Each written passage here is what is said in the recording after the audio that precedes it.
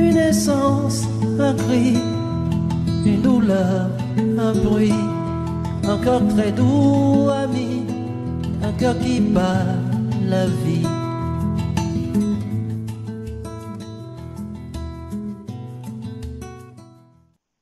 Bonjour à tous, je suis ravie de vous retrouver pour cette nouvelle étape. Notre aventure Gide touche bientôt à sa fin, mais avant, je vous invite à revenir au commencement. Nous allons à la rencontre de Marie-Laure Lanette. Elle est passionnée par le domaine prénatal et a choisi d'en faire son métier.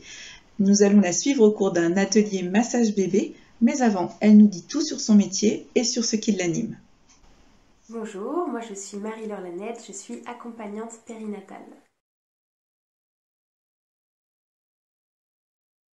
Alors mon activité est assez vaste, mais pour résumer, je dirais que mon but c'est de favoriser la relation parent-enfant. Donc je propose plusieurs choses, des services et des ateliers. Donc dans les ateliers, je propose des ateliers en prénatal comme du chant prénatal ou de la relaxation. Et ensuite, une fois que bébé est arrivé, je propose des ateliers de massage bébé et des ateliers de signe avec bébé. Je propose aussi en service des massages pour les femmes, que ce soit pendant la grossesse, avant ou après. Je propose aussi le rebozo, qui est un rituel postnatal mexicain.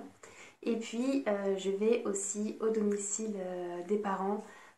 Ça peut être pendant la grossesse ou au retour à la maison, en fonction des besoins des parents, pour aider, pour accompagner les parents dans ce passage.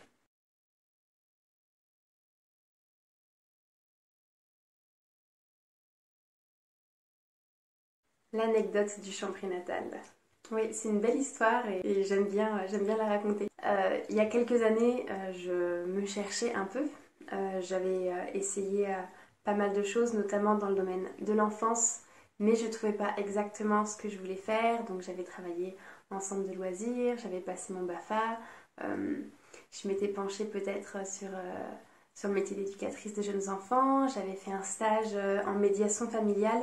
Donc voilà, je sentais qu'il y avait quelque chose qui tournait autour de ça. Et j'ai toujours eu aussi une passion pour la chanson. Pour moi, c'est un moyen d'expression qui est très important. Je dirais même vital pour moi, clairement. Je m'étais toujours dit que je n'en ferais pas mon métier. J'ai été éduquée dans le fait que chanteuse, c'est pas un métier. Désolée s'il y a des chanteuses qui me regardent ou des chanteurs. Voilà, c'est en tout cas moi les fausses croyances éducatives dans lesquelles j'ai été élevée. Et pendant que je me cherchais, j'ai une amie très proche qui habite à l'autre bout de la France, à Toulon, qui m'a parlé qu'elle donnait des ateliers de chant prénatal. Et là, donc, tout de suite, il y a quelque chose qui m'a interpellée là-dedans, genre, qu'est-ce que c'est? Dis-moi en plus. Et de ce qu'elle m'a dit, j'ai eu un déclic, je me suis dit, waouh, j'ai trop envie de faire ça. Donc je me renseigne sur la formation, je regarde les tarifs, les modalités, et plus je me renseigne, plus j'ai envie de le faire, je sens vraiment l'appel. Et comme j'étais quand même assez jeune à l'époque, j'en parle à ma mère. Ceci dit, même à 35 ans aujourd'hui, je parle toujours de mes choix importants à ma mère, pas pour qu'elle me conseille, hein, juste pour en parler. Voilà, je dis à ma mère que je veux faire une formation en chant prénatal. Et là, ma mère me dit que je suis née en chant prénatal. Ce qui est assez fou, parce qu'à l'époque où je suis née, donc en 1985, il n'y avait pas beaucoup de maternités qui pratiquaient le chant prénatal. Je pense une seule d'ailleurs à l'époque. Donc c'était la maternité des Lilas qui était précurseur en la matière. Et donc apparemment la sage-femme qui a accompagné ma mère, c'est Chantal Verdière, une des personnes qui a amené le chant prénatal en France. Du coup ma mère m'a raconté que cette super sage-femme, qu'elle a chanté en posant les mains sur le ventre de ma mère et qu'en fait qu'elle a chanté pour me guider vers la sortie. Quand ma mère parle de ma naissance, elle parle que c'est une des plus belles choses qui lui est arrivée, sachant qu'elle a eu 5 accouchements et que je suis le seul qui a été en chant prénatal et du coup je suis le seul qui s'est merveilleusement bien déroulé. Donc c'est un souvenir très très beau et très très fort pour elle. Et je me dis que du coup c'est vraiment pas anodin que j'ai choisi cette voie-là. Et la petite anecdote aussi, c'est que ma mère se rappelait un peu des paroles que cette sage-femme avait chantées.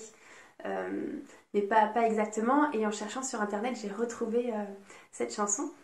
Et cette chanson, je l'ai appris dans ma formation de chant prénatal et ça m'a procuré vraiment beaucoup d'émotions d'apprendre la chanson sur laquelle je suis née. C'était peut-être un peu long mon anecdote, désolée.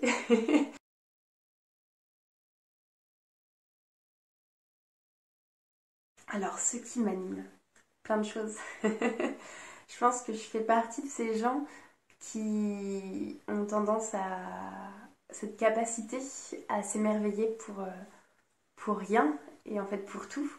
Donc voilà, moi je vois des fleurs dehors, je trouve ça merveilleux, je vois des oiseaux dans le ciel, je trouve ça merveilleux et j'ai pas du tout envie de perdre cette capacité qu'on retrouve chez les enfants.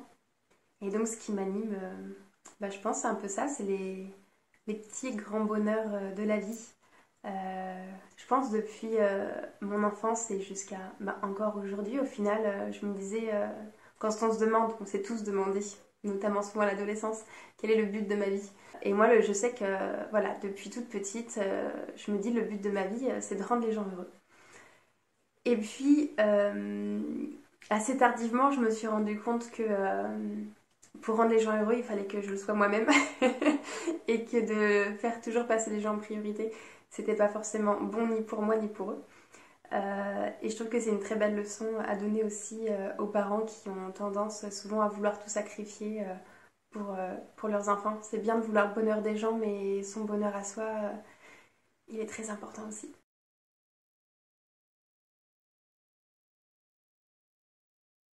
Et ce qui m'anime professionnellement, plein de choses aussi.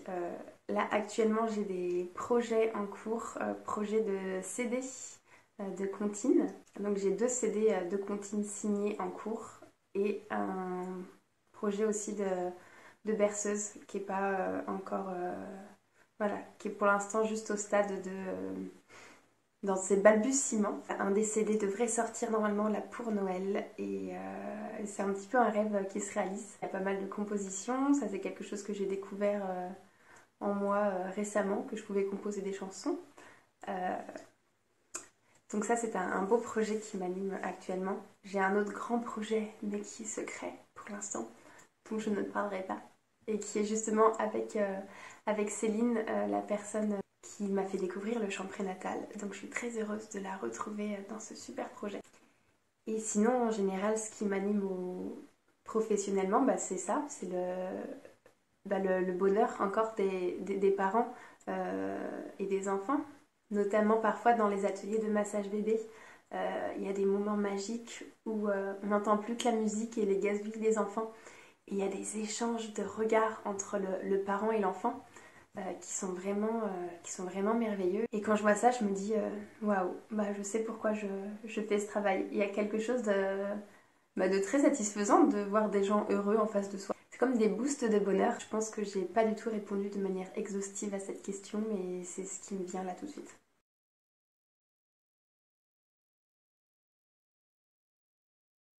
C'est un peu une évidence en fait quand Angélique m'a proposé ce projet, Journée internationale du droit des enfants. Je pense que forcément de par mon activité, je me sens concernée par tout ce qui est droit des enfants, droit des femmes, par tout ce qui est aussi le droit des papas à avoir un vrai congé paternité digne de ce nom. Le but de mon activité, comme je l'ai déjà dit, c'est vraiment de favoriser le bien-être parent-enfant.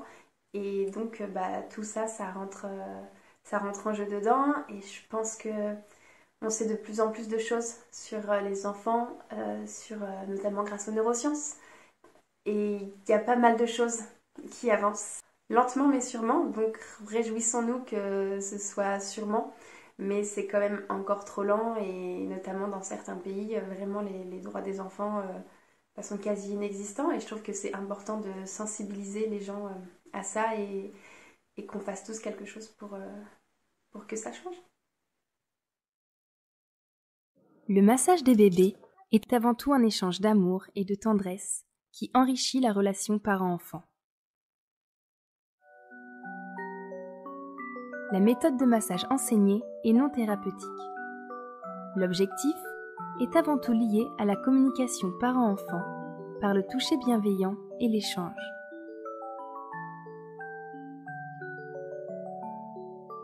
Les parents y apprennent les mouvements pour masser leur bébé, grâce à une instructrice qui les guide et leur montre les gestes sur un poupon.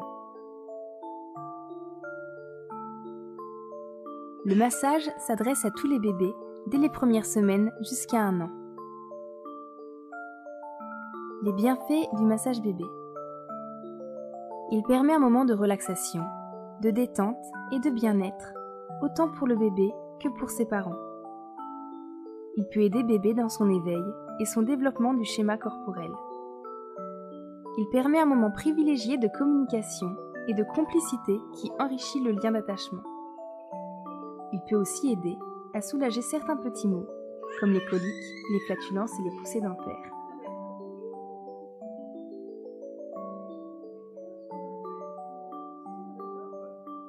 Les ateliers permettent aussi aux parents de rencontrer et d'échanger avec d'autres parents dans une ambiance bienveillante. Les cours de massage bébé sont sous forme de sessions de 5 séances, espacées d'1 semaine chacune, afin de permettre aux parents d'apprendre progressivement à masser tout le corps de bébé en prenant le temps d'intégrer toutes les informations. Ces 5 séances permettent aussi à bébé de s'habituer progressivement au mouvement du massage et permettent aux parents de prendre le temps de masser bébé à la maison, entre 2 séances. Chaque séance dure environ 1h30 en fonction des rythmes des bébés et se font en petits groupes pour permettre une attention personnalisée à chaque famille présente.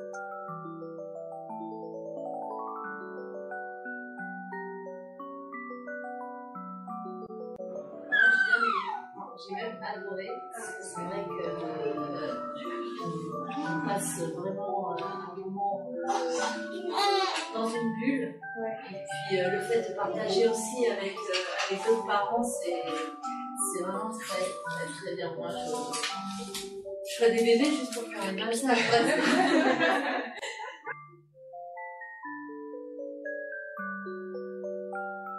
Simplicité, bienveillance et douceur. Merci Marie-Laure d'avoir accepté notre invitation pour le voyage guide. Vous retrouverez toutes les informations concernant Marie-Laure Lanette sous la vidéo en cliquant sur les liens disponibles. Je vous invite à vous abonner à notre page pour poursuivre l'aventure et regarder les vidéos précédentes. Je vous envoie à tous 1000 bises et je vous dis à très vite.